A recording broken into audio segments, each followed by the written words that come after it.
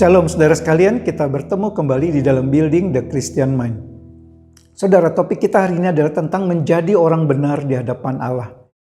Apa yang pertama kali terlintas dalam pikiran saudara waktu mendengar kalimat tersebut? Mungkin sebagian akan langsung mengaitkannya dengan ini berarti harus saya menambah jam doa saya, menambah jam membaca firman Tuhan, lebih rajin beribadah, lebih banyak lagi berbuat kebaikan, lebih banyak lagi terlibat pelayanan di gereja, atau bahkan lebih banyak lagi memberi persembahan dan perpuluhan ke gereja. Apakah benar demikian? Apakah semua hal-hal tersebut yang jelas adalah hal yang baik itu bisa membuat kita jadi orang benar di hadapan Allah?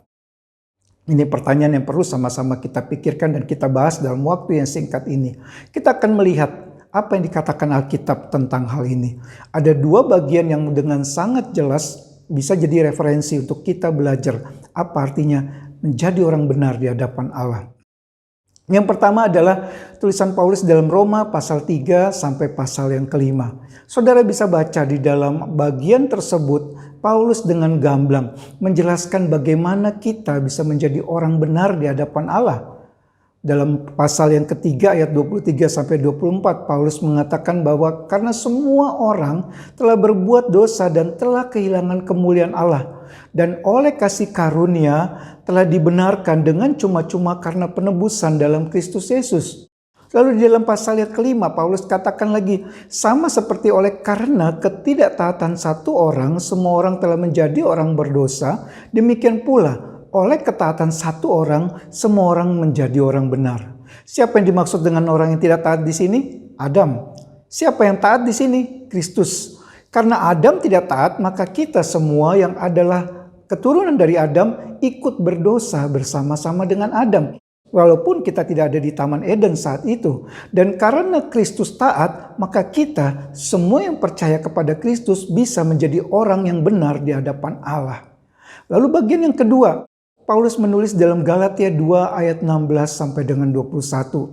Jelas di dalam surat Galatia itu Paulus sedang menentang orang-orang Yahudi yang percaya kepada Kristus, di mana mereka memaksa orang-orang non-Yahudi yang baru percaya untuk mengikuti semua hukum-hukum mereka seperti sunat dan lain-lain sebagai syarat tambahan agar mereka bisa mendapat anugerah keselamatan. Dan Paulus menentang hal itu. Di dalam ayat yang ke-16 Paulus katakan tidak seorang pun yang bisa benar di hadapan Allah oleh karena melakukan hukum Taurat, tapi hanya karena iman dalam Kristus Yesus. Lalu di dalam ayat 21 Paulus juga katakan, aku tidak menolak kasih karunia Allah. Sebab sekiranya ada kebenaran oleh karena hukum Taurat, maka sia-sialah kematian Kristus.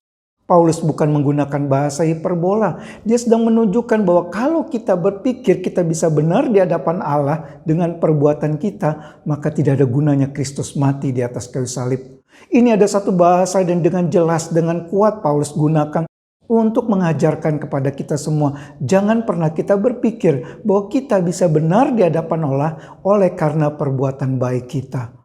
Nah, Katekismus Heidelberg menuliskan, merangkum apa artinya menjadi orang benar di hadapan Allah dengan kalimat-kalimat yang sangat jelas, dan itu saya percaya sungguh mencerahkan kita semua. Saya akan membacakan bagi saudara sekalian.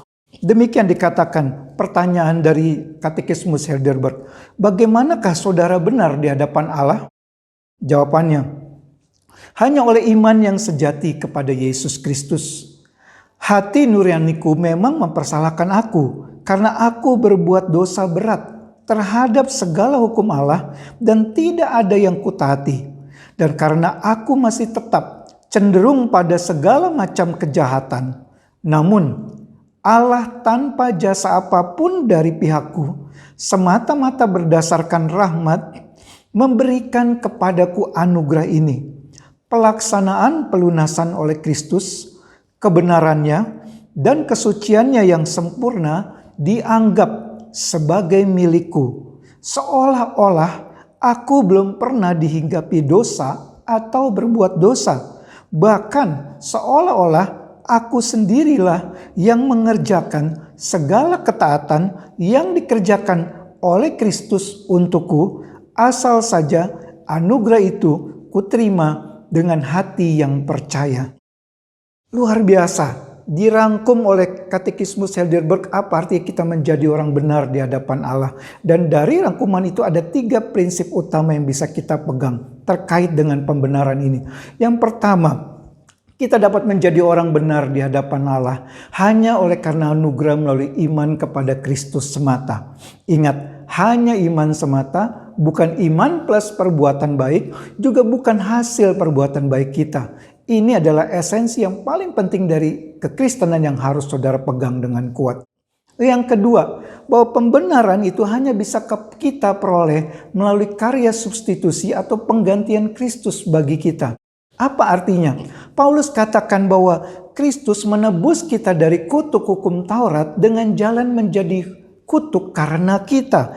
Dia katakan dia, yaitu Kristus, yang tidak mengenal dosa, telah dibuatnya menjadi dosa karena kita, supaya di dalam dia, di dalam Kristus, kita dibenarkan oleh Allah.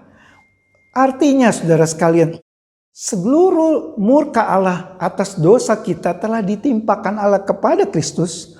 Kristus yang tidak berdosa menanggung murka Allah itu ganti kita.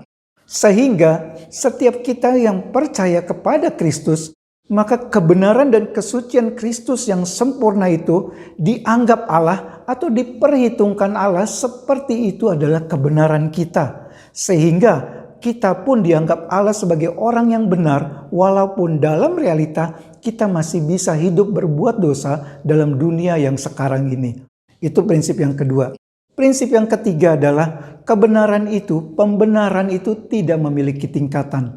Karena Kristus yang melakukannya bagi kita, maka itu tidak ada tingkatannya. Saya, saudara, Rasul Paulus, para bapak gereja, Agustinus dan lain-lain, semua kita sama benarnya di hadapan Allah.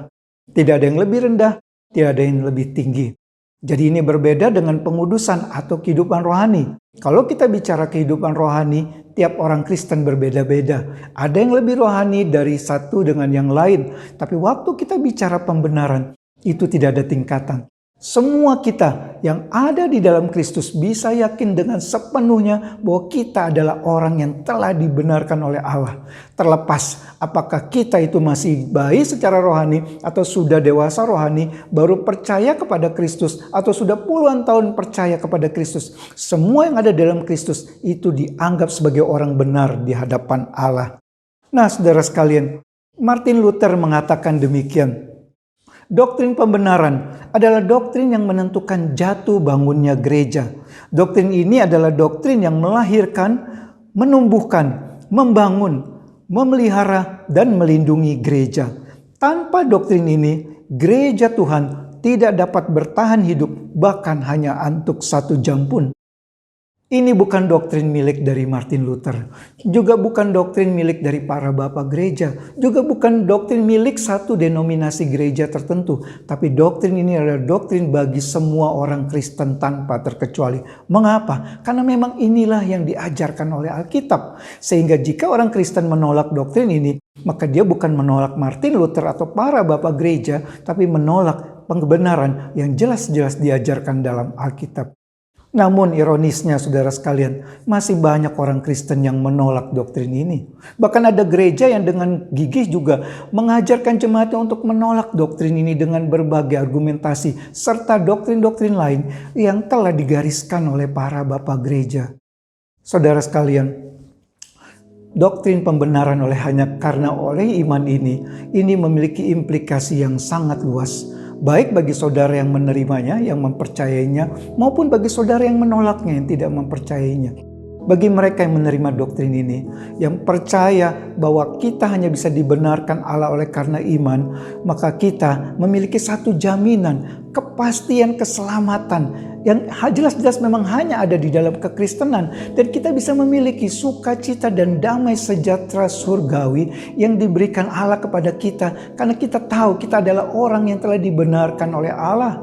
Dan saudara sekalian, kita juga bisa dihindarkan dari dosa kesombongan. Waktu kita sadar pembenaran oleh iman ini akan membuat kita menjadi orang yang rendah hati. Karena kita sadar sepenuhnya bahwa waktu kita menjadi orang benar di hadapan Allah, itu bukan karena kita lebih baik dari orang lain. Itu bukan karena kita lebih rohani dari orang lain. Tapi kita adalah orang-orang berdosa yang menerima anugerah Allah sehingga bisa dibenarkan di hadapannya. Dan sebaliknya saudara sekalian, bagi mereka yang menolak doktrin ini, maka mereka tidak akan memiliki kepastian keselamatan yang seharusnya memang ada di dalam Kristus. Dan mereka tidak bisa memiliki damai, sejahtera, dan sukacita yang begitu luar biasa yang dimiliki oleh orang-orang yang menyadari dia adalah orang yang sudah benar di hadapan Allah, bukan lagi menjadi seteru Allah. Dan dia bisa terjebak. Orang yang menolak doktrin ini bisa terjebak dalam dosa kesombongan, yaitu berpikir bahwa dirinya lebih hebat, lebih rohani dari orang lain, sehingga dia bisa menjadi benar di hadapan Allah. Dan yang paling fatal waktu seseorang menolak doktrin ini adalah dia tidak sadar di hadapan Allah, kebenaran dirinya itu sama sekali tidak akan bisa menghindari dia dari murka Allah atas dosa manusia. Hanya mereka yang mempercayai bahwa kita dibenarkan oleh karena iman kita kepada Kristus, maka Kristus itu kebenaran yang akan melingkupi kita dan menghindarkan kita dari murka Allah pada waktu kita menghadap tahta pengadilan Allah kelak. Kiranya Roh Kudus menolong saudara sekalian memberikan kerendahan hati untuk bisa menerima doktrin ini dan menyadari bahwa kita semua adalah manusia berdosa yang tidak memiliki kemungkinan setitik pun untuk menjadi orang benar di hadapan Allah, kecuali Allah memberikan anugerahnya. Kebenaran dan kesucian Kristus itu kita terima dengan iman menjadi milik kita dan menjadi dasar pembenaran kita di hadapan Allah. Tuhan memberkati saudara sekalian.